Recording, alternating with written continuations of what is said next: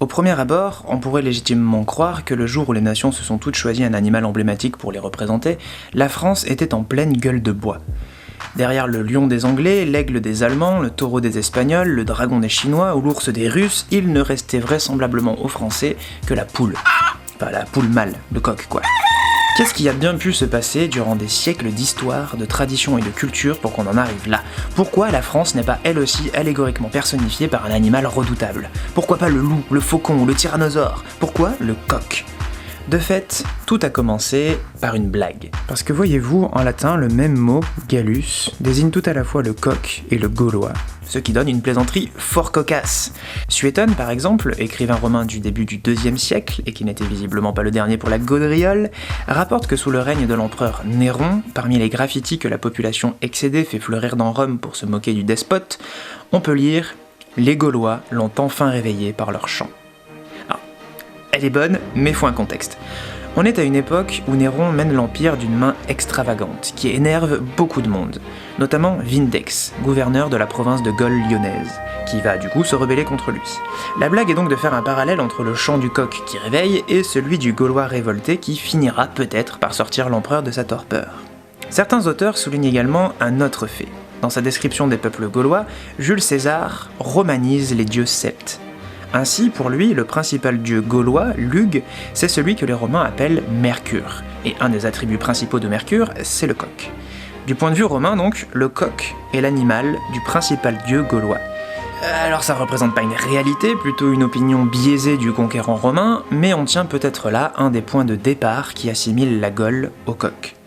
Par la suite, le calembour du coq gaulois disparaît des radars pour mieux réapparaître au milieu du Moyen-Âge. Sauf qu'entre-temps, les choses ont un petit peu changé. Si les Romains et les Gallo-Romains regardaient le coq avec une certaine admiration, l'associant au soleil, à la vigilance, à la victoire, les bestiaires médiévaux le voient plutôt comme une bestiole lubrique bête et vaniteuse. Les ennemis du royaume de France, anglais, allemands, italiens, se souviennent alors des jeux de mots de Suétone et écrivent des pamphlets où les Français et leurs rois sont comparés à des coqs, volailles orgueilleuses et querelleuses. En gros, les Français sont des poulets, regardez, ça s'écrit pareil. Sauf que, à force, les community managers des différents rois de France, les lettrés au service du trône, se réapproprient cette image du Gallus, à la fois habitant de la Gaule et oiseau courageux, et en font petit à petit un symbole assumé, puis glorifié. Alors, pour ce faire, il faut d'abord trouver des qualités au coq. Et en fait, pas besoin d'aller chercher bien loin. Déjà, allons voir du côté de la religion. Parce que si les bestiaires et les recueils de fables traitent souvent le coq avec mépris, les traditions chrétiennes en font un symbole de vigilance, qui chante la nuit pour éloigner les bêtes sauvages et le matin pour chasser l'obscurité, saluant le retour du soleil divin et sa victoire sur les ténèbres.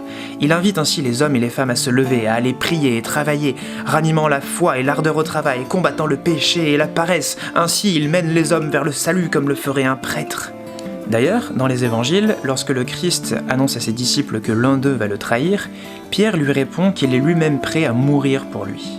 Mais Jésus lui dit « Non, cette nuit, avant même que le coq ne chante, tu m'auras déjà renié 3 fois. » Et effectivement, quand le Christ se fait arrêter, Pierre nie à 3 reprises connaître cet homme, de peur d'être accusé lui aussi.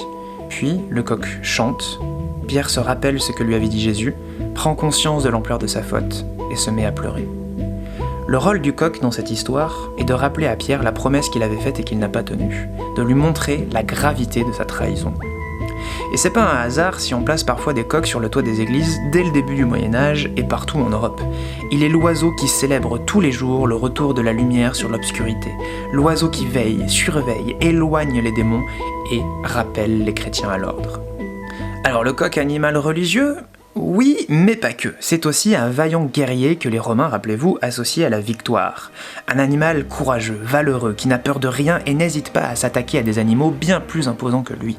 Et ça, l'aristocratie adore. Parmi d'autres familles nobles, les Vaugué arborent par exemple un coq comme emblème depuis au moins le XIVe siècle.